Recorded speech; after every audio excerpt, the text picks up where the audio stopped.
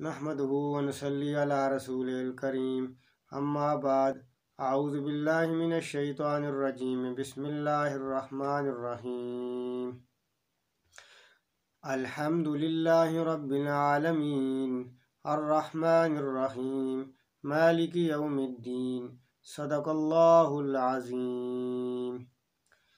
عزیز دوستو اور بزرگوں، گزشتہ درس میں ہم نے بسم اللہ الرحمن الرحیم کی تفسیر ذکر کی تھی اور یہ بات عرض کی تھی کہ حضور صلی اللہ علیہ وسلم نے اس بات کی ترغیب اور تعلیم دی ہے کہ ہر جائز اور ہر شان والے کام کو شروع کرنے سے پہلے بسم اللہ الرحمن الرحیم پڑھنی چاہیے۔ قرآن مجید کی تلاوت شروع کریں تو اعوذ باللہ من الشیطان الرجیم بسم اللہ الرحمن الرحیم اس طریقے سے قرآن مجید کی تلاوت کو شروع کیا جائے۔ یہ تو اس امت کی بات ہے، ہماری بات ہے۔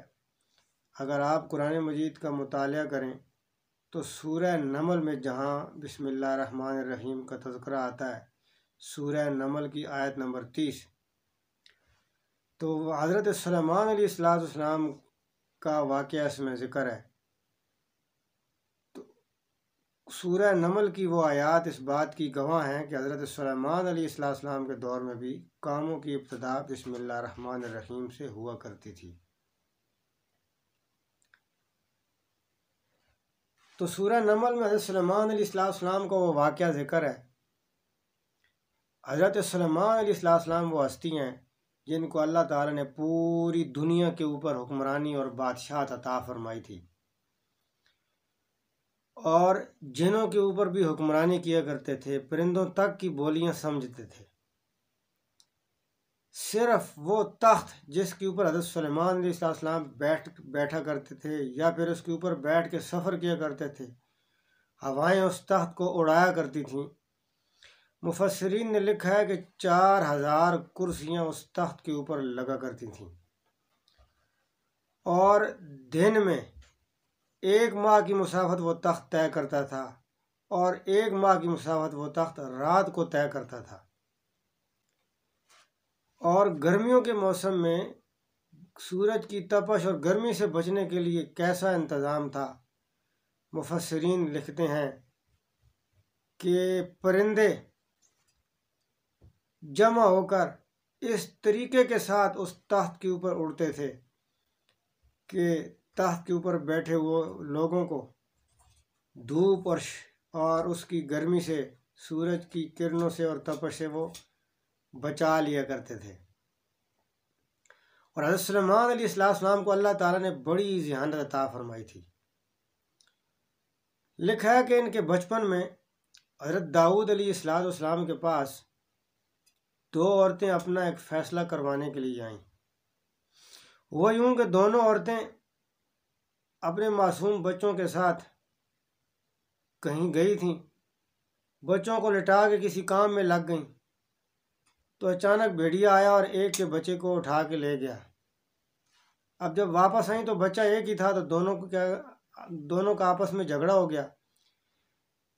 جو بڑی عورت تھی اس نے کہا یہ میرا بچہ ہے، اور چھوٹی عورت جو تھی اس نے کہا یہ میرا بچہ ہے۔ تو حضرت داؤد علیہ السلام کے پاس وہ عورتیں فیصلہ کروانے کے لیے آئیں۔ حضرت داؤد علیہ السلام نے دیکھا کہ ایک چھوٹی عورت ہے ایک بڑی ہے، تو بڑی کے حق میں فیصلہ کیا کہ یہ اسی کا بچہ ہوگا۔ تو حضرت سلیمان علیہ السلام یہ منظر دیکھ رہے تھے، تو فرمایا اگر آپ کی اجازت ہو تو میں فیصلہ کرتا ہوں۔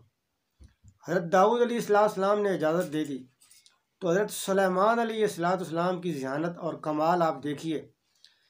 حضرت سلیمان علیہ السلام نے فرمایا کہ میں چھری لاتا ہوں، اس کو کاٹ کے 2 حصوں میں تقسیم کرتے ہیں، ایک حصہ بڑے والی لے لے، ایک حصہ چھوٹے والی لے لے۔ تو جو بڑی عورت تھی اس نے کہا ٹھیک ہے، لیکن جو چھوٹی تھی اس نے کہا کہ اے سلیمان علیہ السلام، آپ اس بچے کو کاٹیے مت، بلکہ اس بڑی کو ہی دے دیجئے، یہ اسی کا بچہ ہے۔ جب اس نے یہ بات کی تو حضرت سلیمان علیہ السلام نے وہ بچہ اس چھوٹی عورت کے حوالے کر دیا۔ اس لیے کہ یہ ماں ہی تھی جس نے اپنے بچے کو ذبح ہونے سے بچایا اور کہا کہ اس بڑی کو ہی دے دیں، اور بڑے والی تو خاموش ہوگی، وہ تو تیار تھی۔ تو حضرت سلیمان علیہ السلام کی یہ ذہانت تھی کہ انہوں نے ٹھیک طریقے سے یہ فیصلہ کیا۔ تو بہرحال تو قرآن مجید کے اندر حضرت سلیمان علیہ السلام کا واقعہ آتا ہے۔ قرآن کہتا ہے وَتَفَقَّدَ الطَّيْرَ، حضرت سلیمان علیہ السلام اپنے دربار میں ہیں اور حاضری لے رہے ہیں کہ کون کون دربار کے اندر موجود ہے اور کون نہیں۔ تو دیکھا کہ ہدہد موجود نہیں ہے۔ وَتَفَقَّدَ الطَّيْرَ فَقَالَ مَا لِيَ لَا أَرَى الْهُدْهُدَ أَمْ كَانَ مِنَ الْغَائِبِينَ، جب ہدہد کو غائب پایا تو فرمانے لگے یہ ہدہد مجھے نظر نہیں آ رہا، یہاں یا ہے ہی غائب، یہاں پہ موجود ہی نہیں ہے۔ جب پتہ چل گیا کہ ہدہد دربار میں آج حاضر نہیں ہوا تو فرماتے ہیں لَأُعَذِّبَنَّهُ عَذَابًا شَدِيدًا أَوْ لَأَذْبَحَنَّهُ، کہ ہدہد یہاں پہ نہیں ہے تو میں اس کو شدید قسم کا عذاب دوں گا، یا پھر میں اس کو ذبح کر دوں گا، او لَيَأْتِيَنِّي بِسُلْطَانٍ مُبِينٍ، ہاں اگر اس کے پاس کوئی واضح عذر ہوا، کوئی دلیل ہوئی، غیر حاضری کی کوئی وجہ ہوئی، تو پھر اس کو سزا سے بچ سکتا ہے۔ فَمَكَثَ غَيْرَ بَعِيدٍ، ابھی تھوڑی دیر ہی گزری تھی کہ ہدہد آ گیا۔ جب ہدہد آیا تو درباریوں نے بتایا ہوگا کہ آج تیرے بارے میں حضرت سلیمان علیہ السلام نے بڑا سخت فیصلہ کیا ہے۔ تو ہدہد دربار کے اندر داخل ہوا۔ جب داخل ہوا تو قرآن کہتا ہے حضرت سلیمان علیہ السلام نے جب پوچھا ہوگا تو کہتا ہے فَقَالَ أَحَطْتُ بِمَا لَمْ تُحِطْ بِهِ، آتے ہی کہتا ہے اے سلیمان علیہ السلام، میرے پاس ایک ایسی خبر ہے جس کا علم آپ کو بھی نہیں، وَجِئْتُكَ بِسَبَإٍ بِنَبَإٍ یقین، اور میں آپ کے پاس قوم سبا کے پاس سے ایک یقینی خبر لے کے آ رہا ہوں۔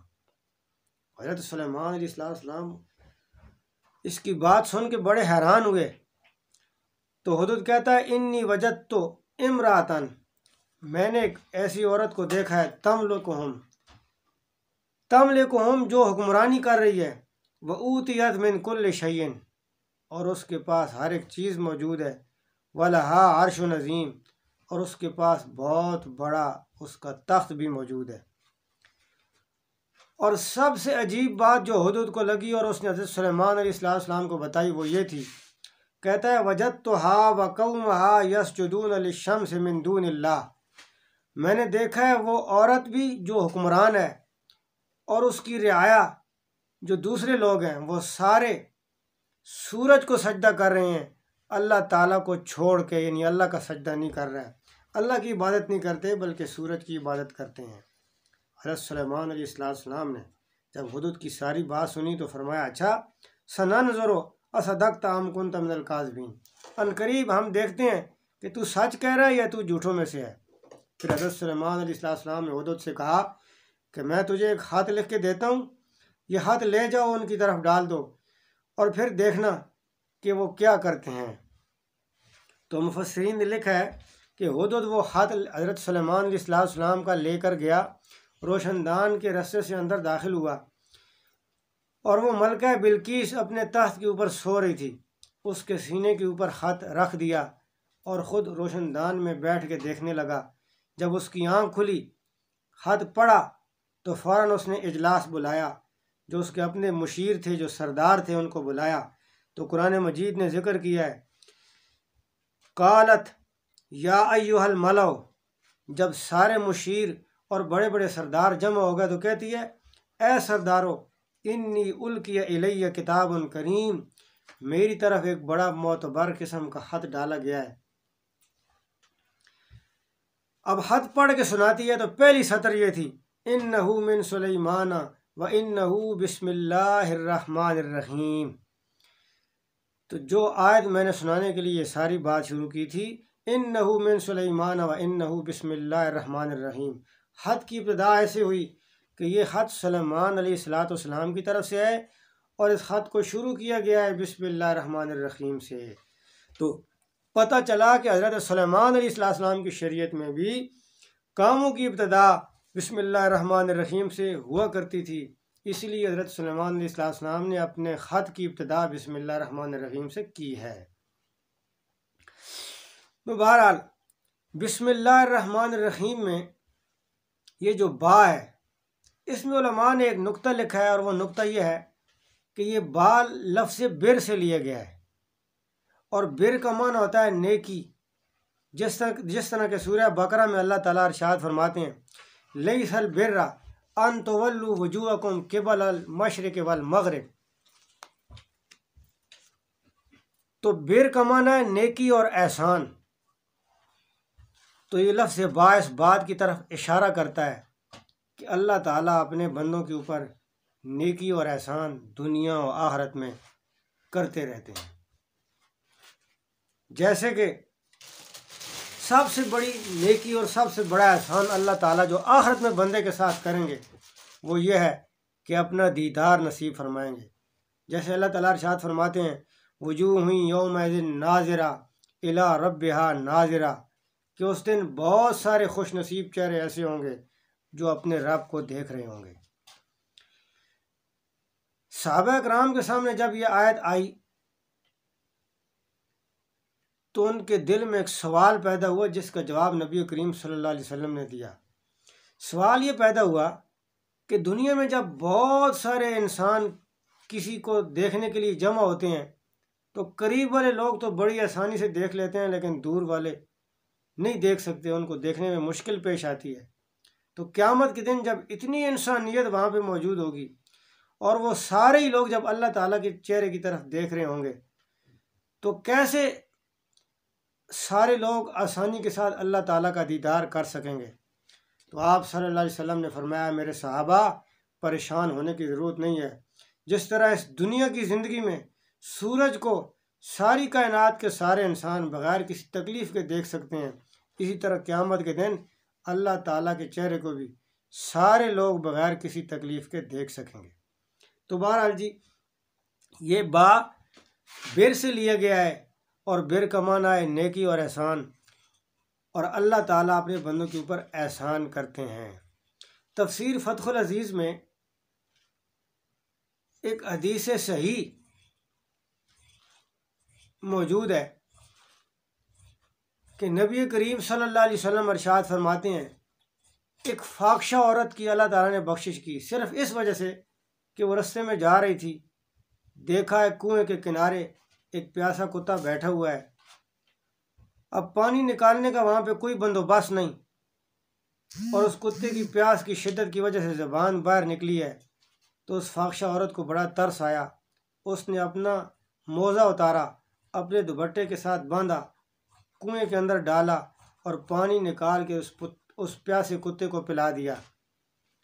تو آپ صلی اللہ علیہ وسلم نے فرمایا کہ اللہ کی مخلوق کے ساتھ اس نیکی کی وجہ سے اللہ تعالیٰ نے اس فاحشہ عورت کے سارے گناہ معاف کر کے اس کی مغفرت فرما دی ہے۔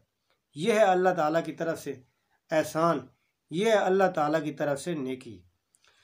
تو عزیز دوستو، با بر سے نکلا اور بر کا معنی ہے نیکی، اور اللہ تعالیٰ بندوں کے اوپر نیکی اور احسان کرتے رہتے ہیں۔ انشاءاللہ آگے یہ تفسیر مزید چلے گی، پھر آگے اس کے فضائل و برکات کے حوالے سے بھی بات ہوگی۔ اللہ تعالیٰ سے دعا ہے اللہ تعالیٰ عمل کرنے کی توفیق نصیب فرمائے۔ وآخر دعوانا ان الحمدللہ رب العالمین۔